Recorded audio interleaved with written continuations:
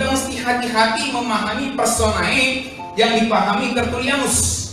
Kalau salah, kita bisa terjebak kepada Sabellianisme yang hanya percaya ada satu pribadi Allah. Sabellianisme itu disebut juga modalisme monarki. Saudara nggak perlu ingat sebenarnya. Ingat aja pokoknya kalau ada ajaran satu pribadi Allah itu salah.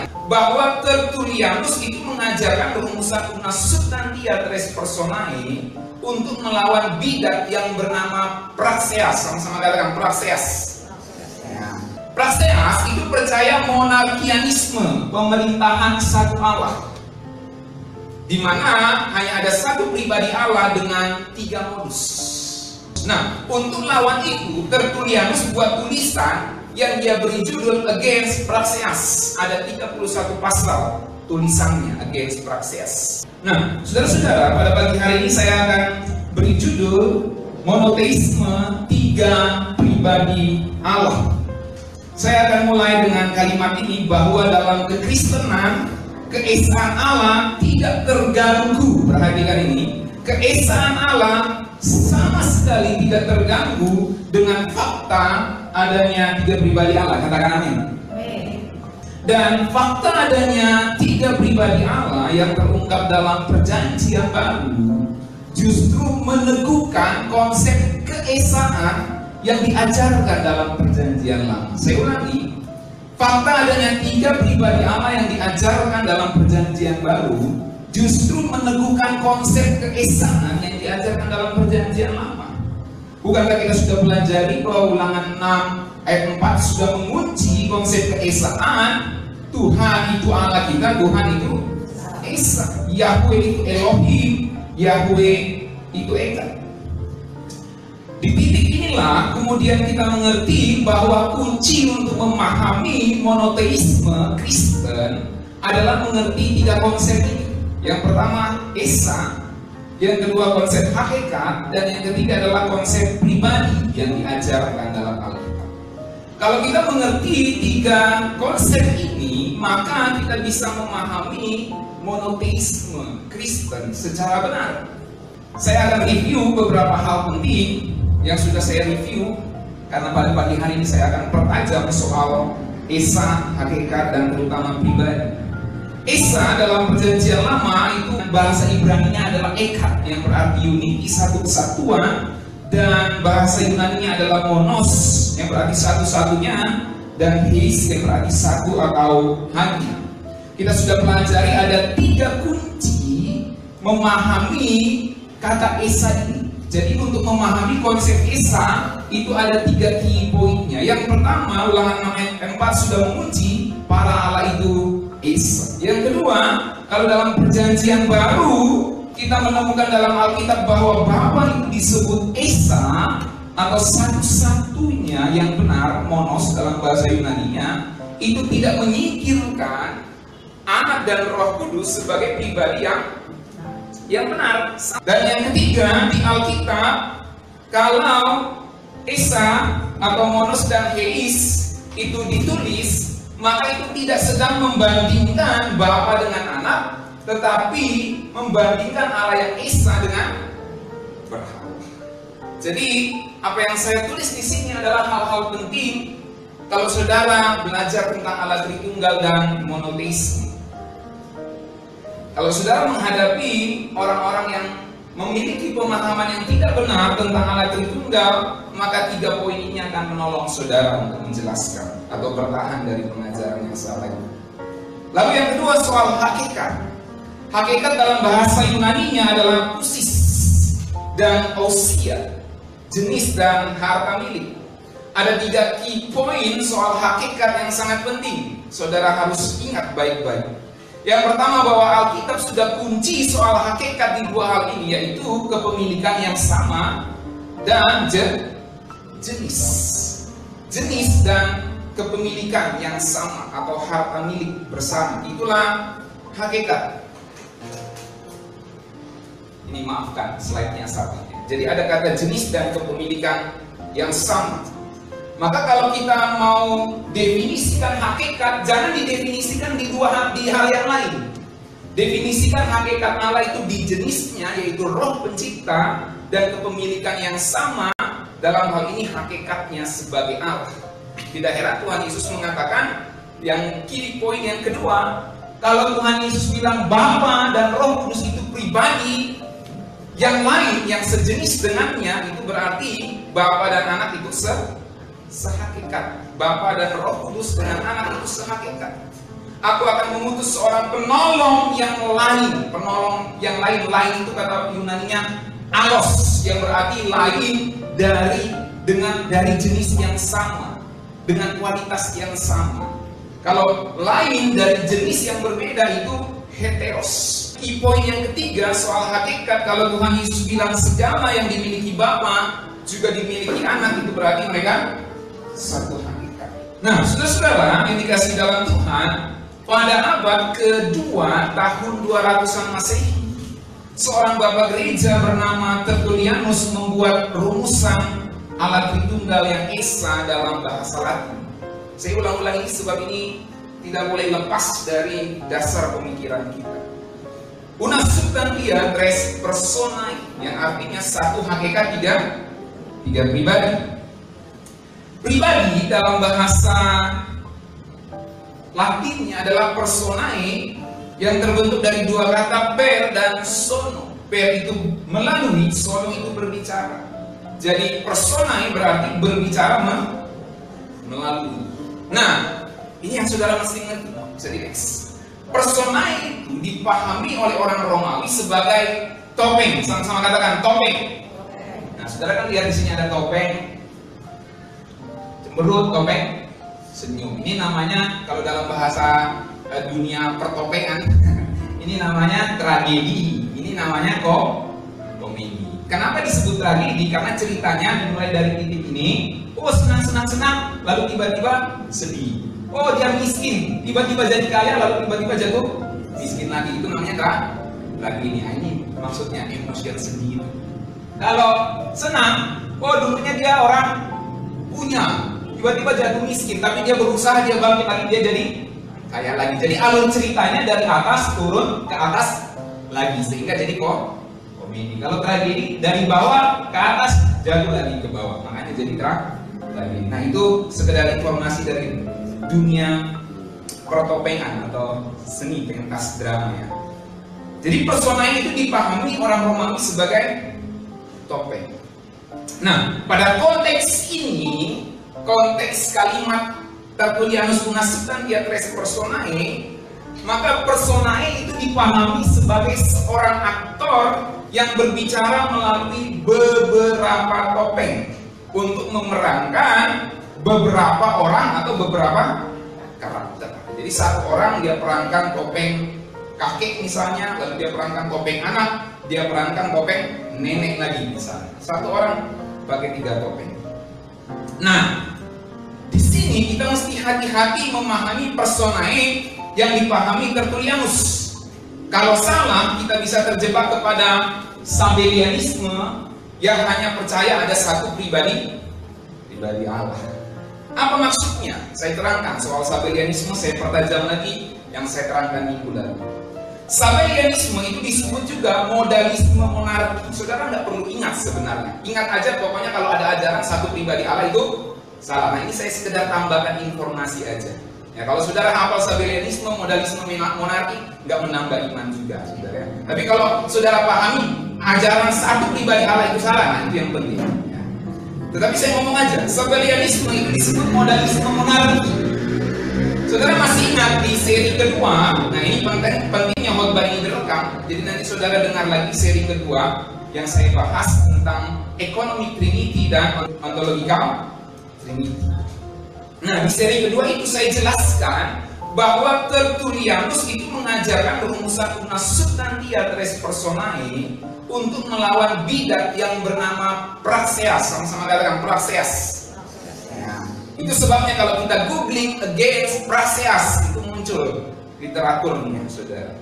Praxeas itu percaya monarkianisme, pemerintahan satu Allah, di mana hanya ada satu pribadi Allah dengan 3 modus.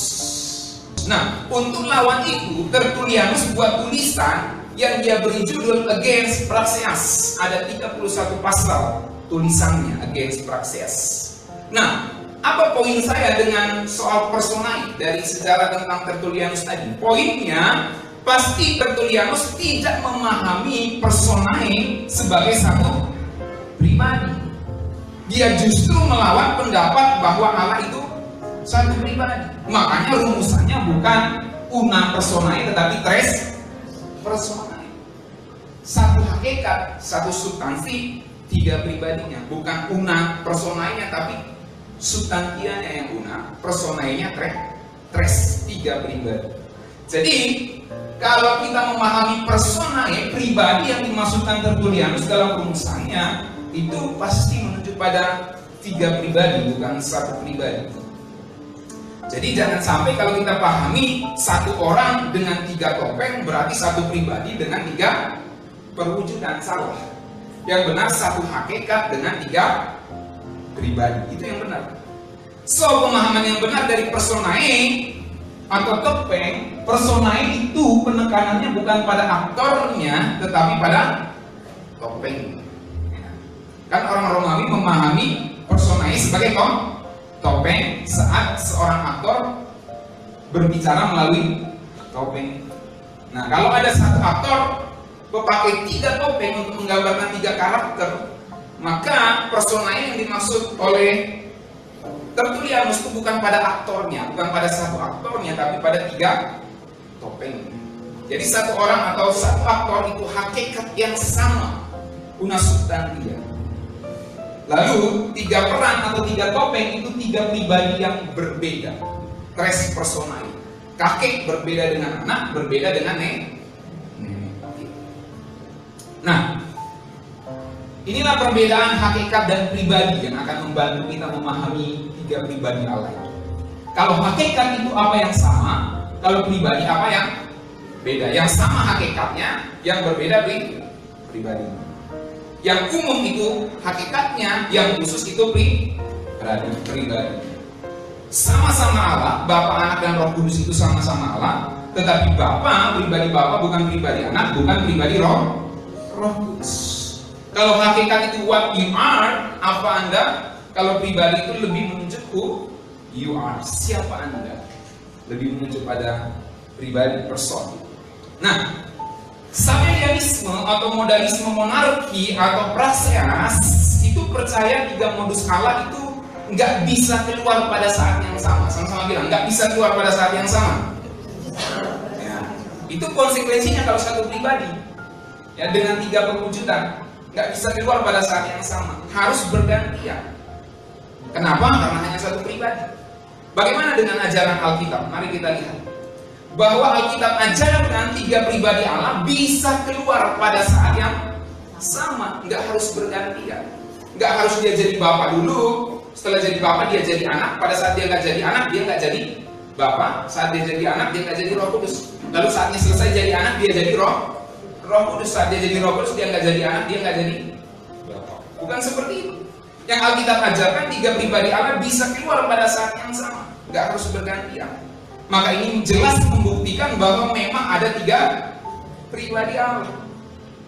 Matius 3 ayat 16. Saat Tuhan Yesus dibaptis Yohanes, kita baca bersama-sama. 1, 2, 3. Sesudah dibaptis, Yesus segera keluar dari air, dan pada waktu itu juga langit terbuka, dan ia melihat Roh Allah seperti burung merpati turun ke atasnya. Lalu terdengarlah suara dari sorga yang mengatakan, inilah anakku yang kukasihi, kepadanya aku berkenan. Jadi saudara perhatikan, dalam satu momentum yang sama, satu peristiwa yang sama, ada Bapa, ada Anak, ada Roh Kudus. Ini jelas menunjukkan tiga pribadi yang berbeda dan bisa muncul di saat yang sama. Sementara kalau satu pribadi Allah, praxeas, modalisme monarkianisme atau Sabellianisme itu percaya nggak bisa Bapa, Anak, dan Roh Kudus itu tampil di saat yang bersamaan, guys. Nah, itu kesalahan mereka. Jadi jelas Alkitab ajarkan bahwa Allah dalam hal ini ada tiga pribadi Allah dalam kepercayaan tentang Allah Tritunggal. Jadi Yesus Anak, lalu ada Roh Allah, Roh Kudus, dan ada Bapa di sorga di saat yang bersamaan. Ini fakta yang membuktikan adanya 3 pribadi Allah. Lukas 3 ayat 21 ayat 22, cerita yang sama.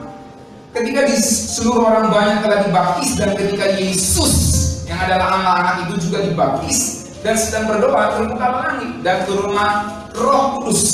Kalau tadi di versi Matius Roh Allah, ini Roh Kudus dalam rupa burung merpati ke atasnya, dan terdengarlah suara dari langit. Itu jelas suara Bapa, engkaulah anakku yang kukasihi, kepadamulah aku berkata. Jadi jelas 3 pribadi muncul di saat yang bersamaan. Ini pasti bukan satu pribadi, tapi tres personal.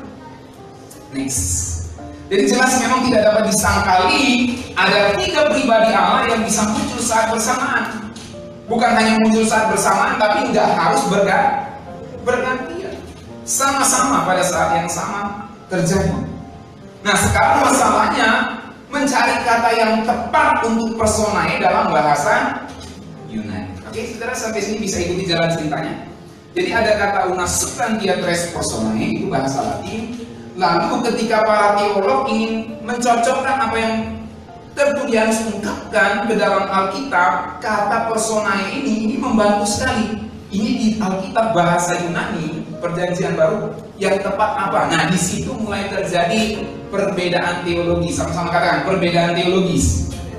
Nah, mulai terjadi perdebatan. Tetapi sebenarnya perdebatan itu bukan sesuatu yang sangat prinsip, hanya untuk mencocokkan kata yang tepat. Karena pada dasarnya semua teolog yang benar itu percaya Allah itu 3 pribadi. Hanya soal katanya yang paling tepat apa. Oke, next. Nah, dalam sejarah ada beberapa kata Yunani yang diusulkan oleh para teolog untuk menerjemahkan kata Latin personae. Jadi diusulkan oleh para sarjana Alkitab, oleh orang-orang yang tekun belajar Alkitab. Mereka usulkan, yang paling tepat terjemahan personae itu adalah hypostasis. Itu yang pertama. Lalu ada teolog lain yang bilang, enggak, yang paling tepat itu tropos hyparseos atau tropos hyparseos. Lalu ada yang lain yang bilang prosopon yang paling tepat. Nah, mari kita lihat dulu kata hypostasis yang diajukan oleh para teolog. Next. Ibrani 1 ayat 3. Mari kita baca bersama-sama. 1, 2, 3. Ia adalah cahaya kemuliaan Allah dan gambar wujud Allah yang menopang segala yang ada dengan firman-Nya yang penuh kekuasaan. Dan setelah ia selesai mengadakan penyucian dosa, ia duduk di sebelah kanan Allah yang maha besar di tempat yang tinggi. Jadi ini jelas menunjuk kepada siapa? Tuhan Yesus anak itu. Jadi anak ini adalah cahaya kemuliaan Allah dan gambar wujud. Kata wujud di situ adalah hypostasis. Gambar wujud Allah, hypostasis. Nah, kalau dalam bahasa Inggris seperti ini, kita lihat bahasa Inggris King James. Who being the brightness of His glory and the express image of His person, hypostasis. Jadi ada kata person di sini. Yang kalau dalam bahasa Indonesia ke pribadi atau orang, tapi diterjemahkan dalam bahasa Indonesia wujud. Oke. Itu sebabnya diajukan kata hypostasis. Mari kita lihat kamusnya. Nah, ini namanya saya copy paste dari kamus Strong Concordance. Ya. Saudara perhatikan saja yang kuning, hypostasis. Itu ada terjemahannya person. Yang menarik, hypostasis itu juga terjemahannya confident, keyakinan, percaya diri, atau substansi. Bisa juga essence, ya, esensi. Jadi rada mirip dengan hakikat karena memang dia sendiri. Oke, next kita lihat bahasa Indonesianya. Nah, saudara perhatikan yang kuning-kuningnya deh ya. Hypostasis diterjemahkan orang. Ada juga kepercayaan, substansi. Nah, kita lihat contohnya penggunaannya dalam terjemahan dalam ayat yang lain. Next. Ya, Ibrani 11 ayat 1. Kita baca bersama 1, 2, 3. Iman adalah dasar dari segala sesuatu yang kita harapkan. Nah, dasar di situ hypostasis. Kalau dalam terjemahan King James, the substansi. Ya. Jadi iman itu adalah substansi dari segala sesuatu yang kita harapkan. Kalau New American Standard Bible, faith is the assurance, ya, jaminan. Makanya ada asuransi jaminan kesehatan. Lalu ada NIV, ya, being sure, yakin apa yang kita harapkan. Iman itu adalah yakin benar pada apa yang kita harapkan. Jadi itulah kata hypostasis. Bisa berarti dasar, bisa berarti yakin, bisa berarti jaminan, dan bisa berarti person. Oke, next. Lebih dalam lagi kita analisis katanya, sinonimnya. Lalu kita lihat antonimnya. Sinonim kata hypostasis adalah ousia dan usis. Ingat, ousia dan usis itu hakikat. Ada juga kata elekos, kepastian, bukti, demonstrasi. Ya, itu adalah sinonim dari hypostasis. Makanya di daerah diterjemahkan juga assurance. Ya. Lalu antonim dari hypostasis adalah fantasma, hantu. Makanya ada film Phantom. Phantom itu seperti bayangan. Ya. Lalu fantasma itu berarti sesuatu yang tidak memiliki kenyataan, something which has no reality. Jadi sesuatu yang tidak memiliki kenyataan, itulah hypostasis. So saya simpulkan poinnya apa yang saya mau kasih tahu sama saudara dari kata hypostasis. Kalau kita menerjemahkan personae ke dalam bahasa Yunani itu hypostasis, maka itu hendak menekankan wujud nyatanya. Sama-sama katakan wujud nyata. Jadi iman itu adalah wujud nyata dari segala sesuatu yang kita harapkan. Substansi, wujud nyatanya, atau jaminannya. Apa jaminannya? Apa jaminannya kamu nikahi saya? Apa jaminannya kamu buat persetujuan MOU dengan saya? Maka jaminannya ada hitam di atas putih. Jadi wujud nyata dari keyakinan itu apa? Wujud nyata dari harapan kita itu apa? Itu hypostasis. Jadi kalau kita terjemahkan personae itu hypostasis, berarti wujud nyatanya. Dalam hal ini, kalau Allah itu tiga pribadi, maka wujud nyata satu substansi itu mempunyai tiga wujud nyata. Nah, dari situ kita punya pelajaran penting. Kalau kita beriman, wujud nyatakanlah harapan. Apa yang jadi harapan kita selama ini? Maka hubungan harapan dengan iman adalah kalau kamu beriman, wujud nyatakanlah harapan. Amin. Yang kedua, tropos huparseos. Kita lihat apa maksudnya. Tropos huparseos itu dari dua kata, tropos dan huparseos. Tropos itu cara atau hal. Contoh penggunaannya di Roma 3 ayat 2. Banyak sekali dan dalam segala hal. Intinya kata hal dalam bahasa Yunani itu dari kata tropos. Kalau saudara temukan hal dalam Alkitab kita, kemungkinan itu dari kata tropos. Ingat saja, tropos itu hal atau cara. Terjemahan caranya di Kisah Rasul 1 ayat 11. Saat Tuhan Yesus terangkat ke surga, ada dua malaikat datang kepada murid-muridnya dan berkata, "Hai orang Galilea, mengapa kamu berdiri melihat ke langit? Yesus ini yang terangkat ke surga meninggalkan kamu akan datang dengan tropos yang sama, dengan cara yang sama seperti kamu melihat dia naik ke surga." Jadi tropos itu cara atau hal. Sekarang kita lihat kata hypostasis. Next. Dan selalu ada dari mereka yang menjual harta, itu hypostasis. Di Kisah Rasul 2 ayat 45. Jadi jemaat mula-mula mereka menjual harta milik mereka untuk kepentingan bersama. Hypostasis itu harta. Nah, next. Ibrani 10 ayat 34. Memang kamu telah turut mengambil bagian dalam penderitaan orang-orang hukuman, dan ketika harta kamu dirampas. Harta di situ berupa konta, yang juga merupakan kata benda dari hypostasis, hypostaseos, sama-sama, hanya beda bentuk, akusatif, genitif, feminim, maskulinnya dan lain-lain. Bentuk-bentuknya aja yang beda. Nah, kita berjalan lagi. Sinonim kata hypostasis. Sinonimnya yang menarik itu ada ousia, hypostasis. Sinonim dari hypostasis juga adalah bios, alat penghidupan atau kehidupan. Zoe, kehidupan, itu sinonim dari hypostasis. antonimnya adalah aporia, keadaan membutuhkan, kemiskinan. Lalu ceria, perlu atau kurang. Ketokeia, kemiskinan atau ketidakberdayaan. Jadi apa poinnya dari kata personain kalau kita terjemahkan jadi tropos huparseos ke dalam bahasa Yunani? Kalau kita terjemahkan jadi tropos huparseos, maka itu hendak menekankan cara berkeadaan atau hidup lengkap tanpa kekurangan apapun. Perhatikan ini. Saya mau kasih sederhana seperti ini. Bahwa satu hakikat Allah ketika dia muncul sebagai Bapa, dia tidak kekurangan apapun dari hakikatnya. Bisa paham? Ketika satu hakikat Allah ini muncul sebagai anak, dia tidak kekurangan apapun dari hakikat keallahan.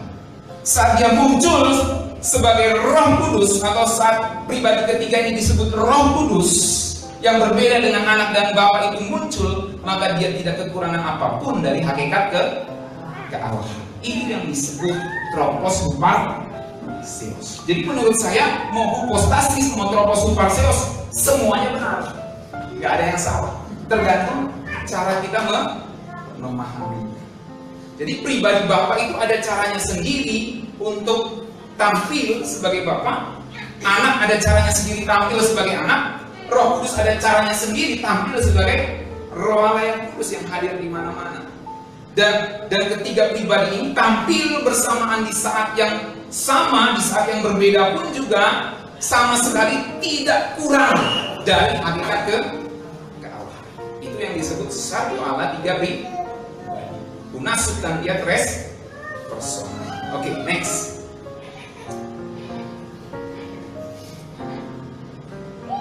Kita lihat kata prosopon. Prosopon, jadi next. Ini kamusnya. Bisa berarti the front, depan. Ya, ada front office, ada back office, kantor depan, kantor belakang. Jadi depan. Makanya bisa diterjemahkan presence, kehadiran atau person. Ya, orang, pribadi. Oke, next.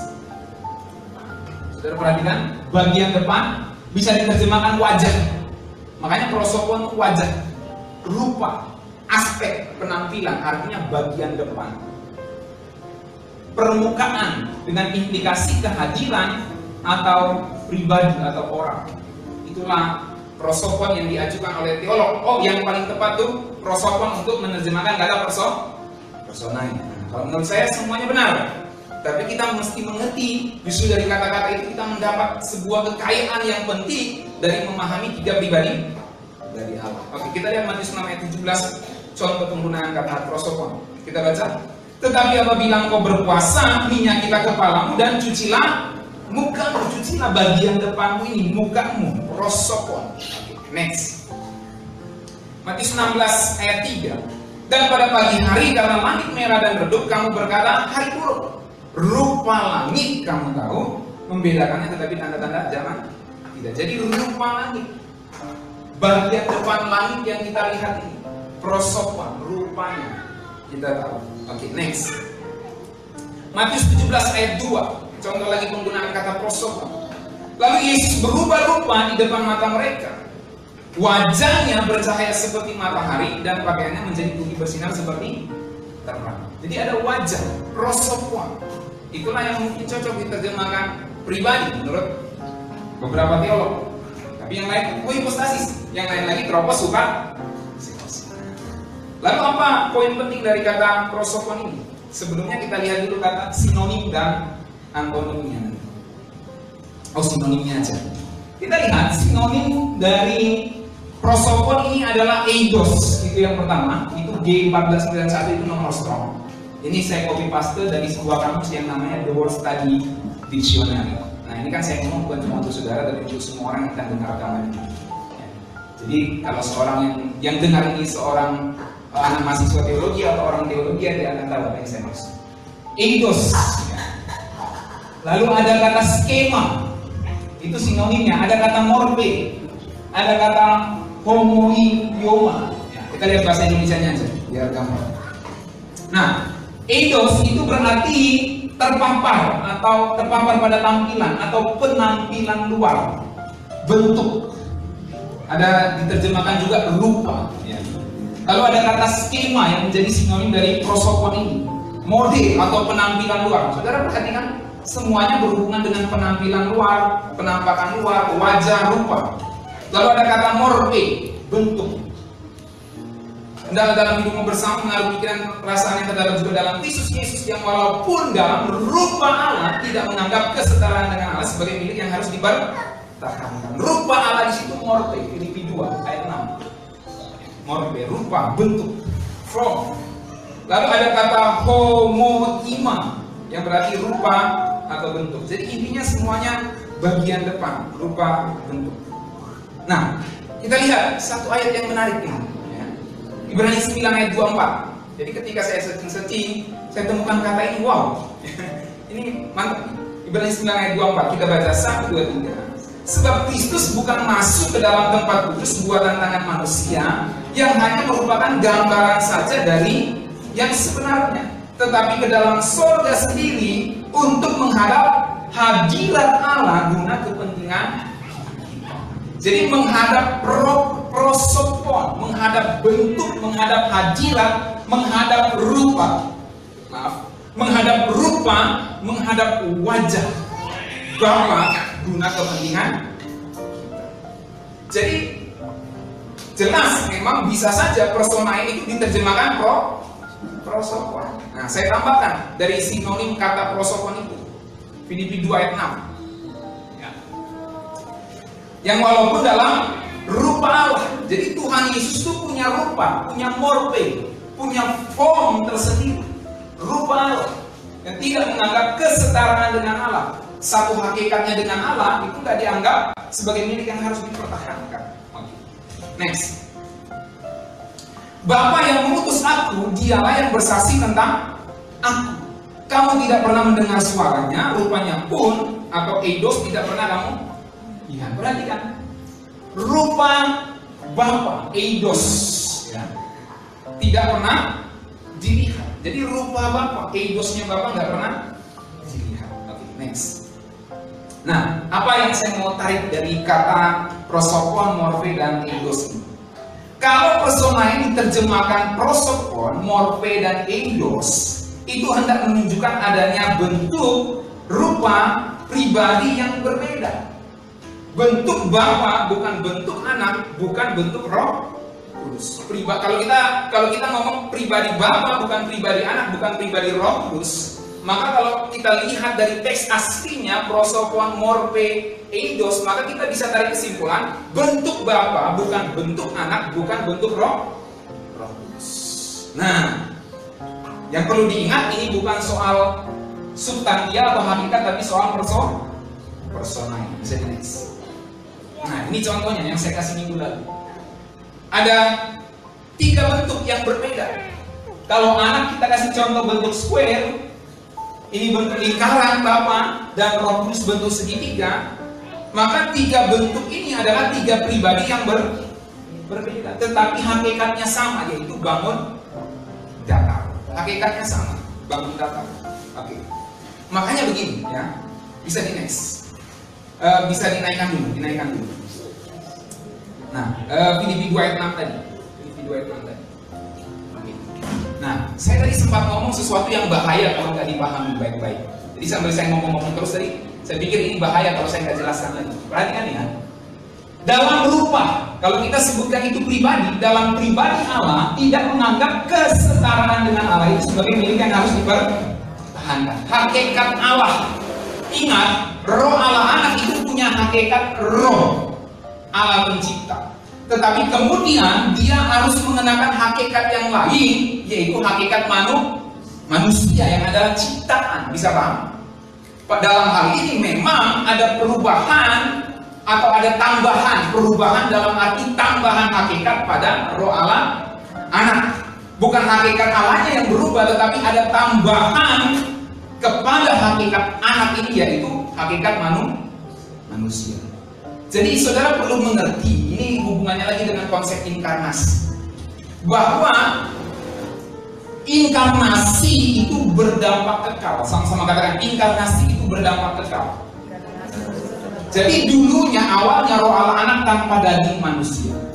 Dalam peristiwa Natal dia mengenakan daging manusia, lalu dia mati dan bangkit sebagai manusia. Dan dia naik ke surga menjadi raja atas keturunan Daud.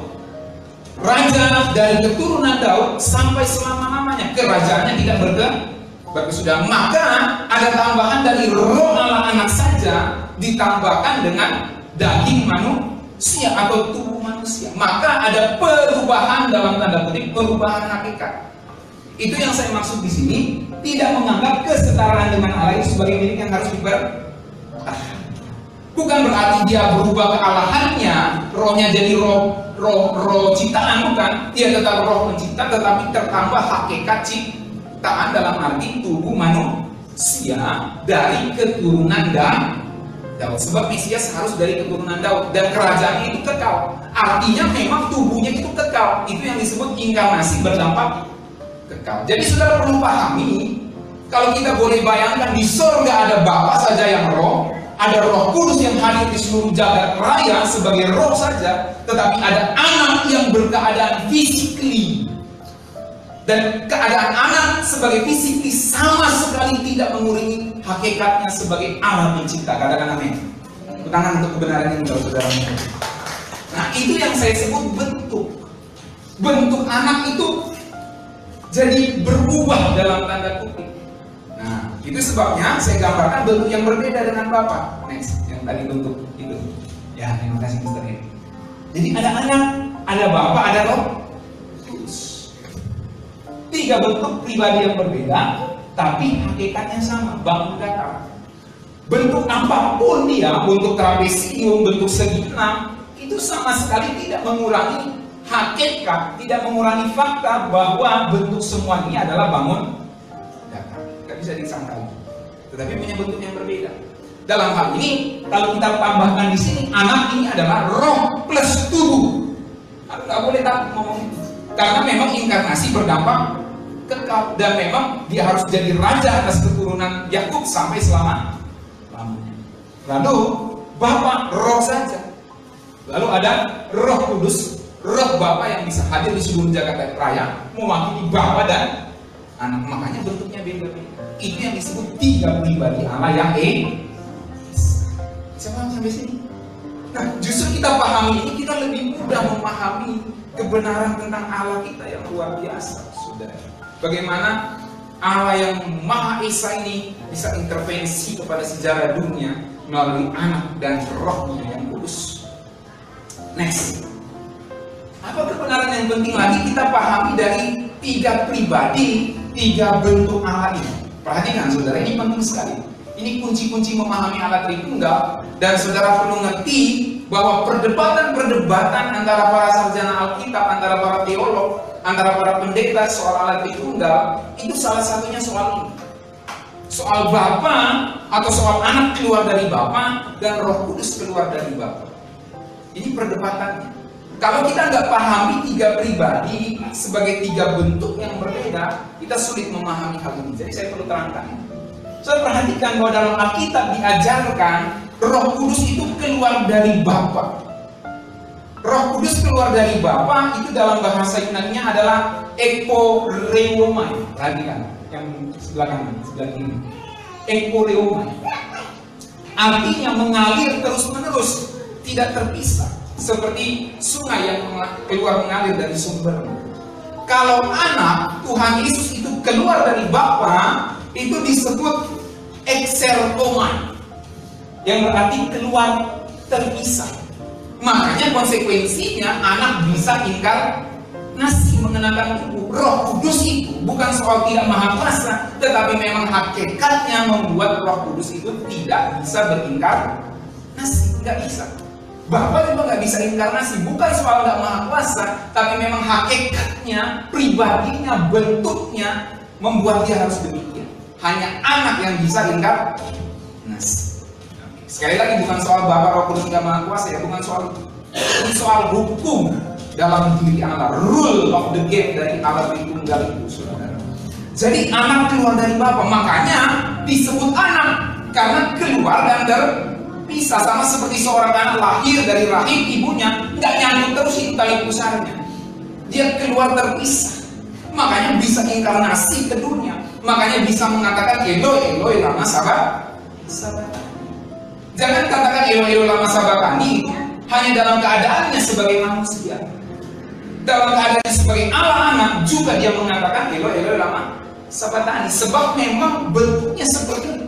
Tapi sekali lagi sama sekali tidak mengurangi hakikat, sama sekali tidak mengurangi substansi dari anak itu sebagai roh pencipta. Ini harus ditegaskan supaya kita punya pemahaman yang clear, logis tentang Allah Tritunggal, saudara. Oke, kita lihat contohnya Yohanes 16 ayat 27 soal anak keluar dari Bapa atau datang dari Bapa. Kita baca Yohanes 16 ayat 27, 1, 2, 3. Sebab Bapa sendiri mengasihi kamu karena kamu telah mengasihi aku dan percaya bahwa aku datang exerkomai dari Allah. Jadi datang di situ exerkomai. Oke, next. Kita lihat artinya exerkomai. Ya. Exerkomai berarti to go or come out of a place. Kita lihat bahasa Indonesianya saja biar yang lain terbantu. Exerkomai berarti untuk pergi atau keluar dari suatu tempat. Ini menunjukkan keluar dan terpisah dari tempat ini. Ya, kalau saya keluar dari ruko ini, maka saya terpisah dari ruko ini. Keluar terpisah. Oke, next. Berbeda dengan Roh Kudus. Jikalau penghibur yang akan kudus dari Bapa datang, yaitu Roh kebenaran yang keluar. Perhatikan kata keluar di situ ekoreomai. Kenapa nggak pakai kata exerkomai? Karena memang ada kebenaran yang Tuhan Yesus mau sampaikan. Kalau aku keluar dari Bapa, exerkomai, keluar terpisah. Kalau Roh Kudus keluar dari Bapa, itu ekoreomai, keluar dari Bapa, mengalir terus-menerus. Ia akan bersaksi tentang aku, Roh Kudus bersaksi tentang Tuhan Yesus. Kita lihat kamus. Atau kita lihat dulu perbandingannya. Wahyu 22 ayat 1. Ya. Kita baca lagi. Lalu ia menunjukkan kepadaku sungai air kehidupan yang jernih bagaikan kristal dan mengalir keluar dari tahta Allah dan tahta anak domba itu.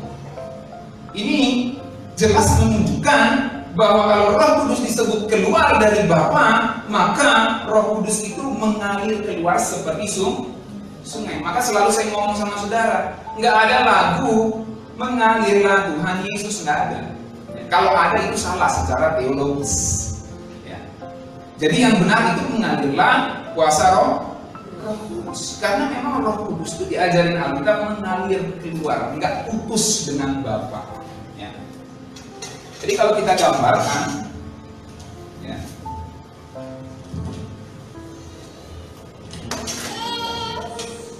Seperti ini ya.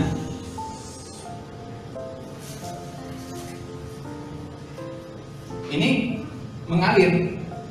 Kalau ini ada garis putus-putus gitu ya. Ya. Ini anak, Bapa, jadi dia keluar mengalir terus-menerus memenuhi seluruh jagat raya. Kalau anak keluar dari Bapa itu terpisah. Makanya nanti dia bisa inkarnasi datang ke muka bumi ini. Ya. Dia bisa inkarnasi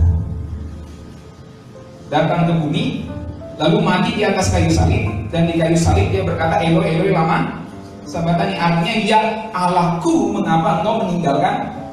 Nah, jadi memang anak itu bisa terpisah dengan Bapa. Nah, waktu saya ngomong anak bisa terpisah dengan Bapa, jangan katakan bahwa berarti anak itu Allah derajat kedua. Itu beda. Ini soal pribadi, bukan soal hakikat, bukan. Ini soal pribadi. Memang anak itu bisa terpisah dari Bapa. Kalau hakikatnya itu sama, Allah pencipta. Karena hakikat itu sudah dikunci jenis dan kepemilikan. Makanya tadi saya katakan bahwa kalau pribadi Bapa itu muncul, sama sekali tidak kekurangan hakikat Allah. Kalau pribadi anak muncul, sama sekali tidak kekurangan hakikat Allah. Kalau pribadi Roh Kudus muncul, sama sekali tidak kekurangan hakikat Allah. Ya. Itu penting dari kata hipostasis dan tropos huparseos, tidak kekurangan hakikat Allah. Oke. Sampai sini saudara belajar sesuatu, amin. Ada yang baru ya, ada perspektif tentang Allah Tritunggal yang saudara dapat. Beginilah Allah Tritunggal itu, saudara. Nah, eporomai, keluar melanjutkan. Nah, ini kamus Word Study Dictionary. Ya. Jadi Roh Kudus itu keluar melanjutkan, makanya dia disebut Roh Bapa. Dia keluar melanjutkan representasi Bapa. Dan bukan hanya representasi Bapa, dia juga representasi dari anak, sebab anak ini gambar wujudnya Bapa. Makanya kamu lihat anak, kamu lihat Bapa. Itu cukup untuk melihat pribadi Bapa yang selamanya tidak kelihatan. Dan Roh Kudus ini roh yang melanjutkan, yang mengalir terus-menerus, keluar terus-menerus, keluar melanjutkan. Oke, next. Ya. Jadi sudah jelas ya, bisa dilihat sebelumnya, bahwa ada pribadi Bapa, pribadi Anak, pribadi Roh Kudus. Oke, saya closing statement. Closing statementnya, Mr. Edi. Oke.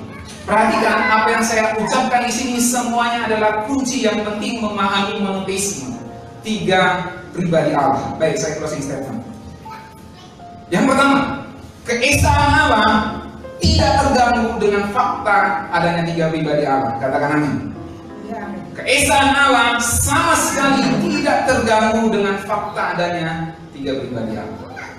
Yang kedua, fakta adanya 3 pribadi Allah yang terungkap di Perjanjian Baru justru meneguhkan konsep keesaan yang diajarkan dalam Perjanjian Lama, bahwa Tuhan itu Allah kita, Tuhan itu Esa. Itu yang kedua. Yang ketiga, keesaan Allah sama sekali tidak terganggu dengan fakta adanya Anak dan Roh Kudus yang keluar dari Bapa.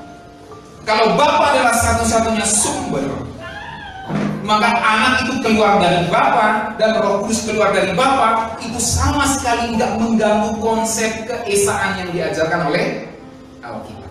Mungkin mengganggu konsep keesaan yang diajarkan oleh agama lain, tapi tidak mengganggu konsep keesaan yang diajarkan oleh Alkitab. Dan kita berdiri di atas kebenaran Alkitab, Perjanjian Lama dan Perjanjian Baru. Yang lain silakan percaya dengan kepercayaanmu. Kita percaya ini bahwa keesaan Allah sama sekali tidak terganggu dengan fakta adanya Anak dan Roh Kudus yang keluar dari Bapa. Ini yang keberapa nih? Ketiga, keempat sekarang. Ini keempatnya. Keesaan Allah tidak terganggu dengan fakta bahwa Bapa lebih besar dari Anak dan Roh Kudus. Sama sekali tidak terganggu.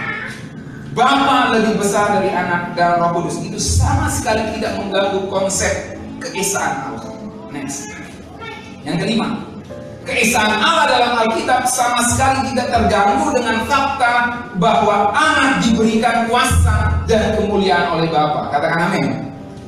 Bahwa segala kuasa dan kemuliaan yang dimiliki oleh Tuhan Yesus itu didapatkannya dari Bapa, dan itu sama sekali tidak mengganggu konsep keesaan. Justru itu meneguhkan konsep keesaan yang diajarkan dalam Alkitab. Karena begini saudara, ada yang menyatakan bahwa Tuhan Yesus itu diberikan kuasa oleh Bapa.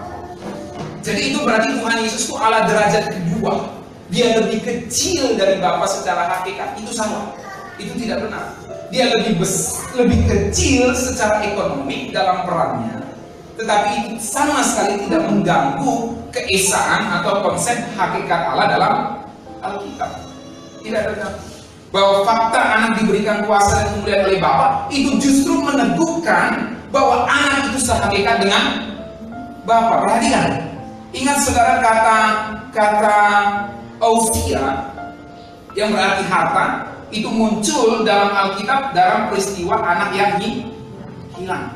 Ketika anak bungsu atau anak yang sulung, yang bungsu meminta harta miliknya yang menjadi bagianku, katanya kepada ayahnya. Harta di situ adalah ousia, hakikat. Dan itu hanya muncul di situ aja. Bagian hartaku, hakikatku. Perhatikan, anak justru pasti lebih kecil dari bapaknya, tapi mereka punya milik yang sama, yang jadi bagian bersama. Maka keesaan Allah sama sekali tidak terganggu dengan fakta bahwa Bapa memberikan seluruh harta miliknya kepada sang anak. Justru itu meneguhkan konsep bahwa anak dan Bapa itu sehakikat. Saya ulangi, ini penting sekali dalam Allah Tritunggal, bahwa fakta Bapa memberikan segala kekuasaan kepada anak, bahwa anak mendapatkan segala kuasa dan kemuliaan dari Bapa, justru meneguhkan bahwa Bapa dan anak itu sehakikat. Dan itu berarti bahwa Bapa dan anak sama-sama Allah yang yes. Jadi jangan sampai orang bilang, oh anak diberikan kuasa, berarti dia cuma Allah derajat kedua. Salah. Harus dilihat dari kacamata Alkitab. Justru Hosea, harta milik bersama itu justru diberikan Bapa kepada anak yang hilang itu, untuk menunjukkan bahwa Bapa dan anak ini punya milik yang sama, sehakikat, saudara. Oke, next. Yang keberapa ini? Keenam. Keesaan Allah tidak terganggu dengan fakta bahwa Bapa adalah kepala dari Kristus. Bapa adalah kepala dari Kristus. Sama sekali tidak mengganggu konsep keesaan Allah. Sama sekali tidak mengganggu konsep monoteisme Kristen. Sama seperti suami dan istri. Suami adalah kepala dari istri. Demikian Kristus kepala dari suami. Dan kepala dari Kristus adalah Bapa. Jadi, apakah suami dan istri itu adalah manusia dan hewan? Bukan. Mereka manusia dari jenis yang sama. Ya, hanya berbeda jenis kelamin tentu, tapi dari jenis yang sama, yaitu jenis manusia, bukan jenis hewan. Maka fakta bahwa Bapa adalah kepala dari Kristus tidak mengganggu keesaan Allah. Fakta bahwa suami adalah kepala istri tidak mengganggu konsep bahwa mereka adalah satu rumah tangga. Justru meneguhkannya. Amin. Justru meneguhkan. Justru meneguhkan ini adalah satu rumah tangga. Di dalam satu rumah tangga ada suami sebagai kepala, ada istri sebagai bawahannya. Maka dalam Allah yang Esa ada Bapa sebagai kepala, ada Kristus sebagai bawahannya. Dan itu sama sekali tidak mengganggu konsep keesaan dalam Alkitab. Justru meneguhkan. Sama-sama katakan, justru meneguhkannya. Itu logika kita, itu logika Alkitab. Jangan ikuti logika orang. Ikuti logika Alkitab. Next. Yang ketujuh, keesaan Allah tidak terganggu dengan fakta bahwa anak menundukkan dirinya kepada Bapa. Kalau ada seseorang yang mengajarkan tuh, lihat anak menundukkan diri kepada Bapa, berarti anak itu adalah Allah derajat kedua. Itu salah. Allah derajat kedua dalam arti hakikat salah. Kalau dalam arti ekonomi memang benar. Ada derajat Bapa menundukkan diri di bawah anak. Jadi harus dipahami pada konteksnya masing-masing. Dijelas bahwa ketika anak menundukkan diri kepada Bapa, justru meneguhkan konsep keesaan Allah. Nah, semua fakta itu justru menegaskan bahwa keesaan Allah yang diajarkan Alkitab adalah keesaan yang benar. Itulah monoteisme Kristen. Saudara belajar sesuatu sampai sini, amin. Saya kira ini seri terakhir dari monoteisme. Kalau bicara tentang Allah Tritunggal lagi, minggu depan saya akan tidak bawa di dalam tema monoteisme. Monoteisme sudah selesai sampai di seri ini. Ini sudah berapa seri? Seri yang ke-6 dari monoteisme. Kita sudah belajar 9 seri. 3 seri kita bahas bukan langsung berkaitan monoteisme, dan 6 seri kita bahas monoteisme. Minggu depan kalau saya masih melanjutkan seri ke-10 dari Allah Tritunggal, sudah bukan lagi monoteisme. Saya berharap sampai 9 seri ini saudara banyak dapat berkat dan mengenal pribadi Allah Tritunggal lebih dalam lagi. Amin. Kita berdoa bersama-sama.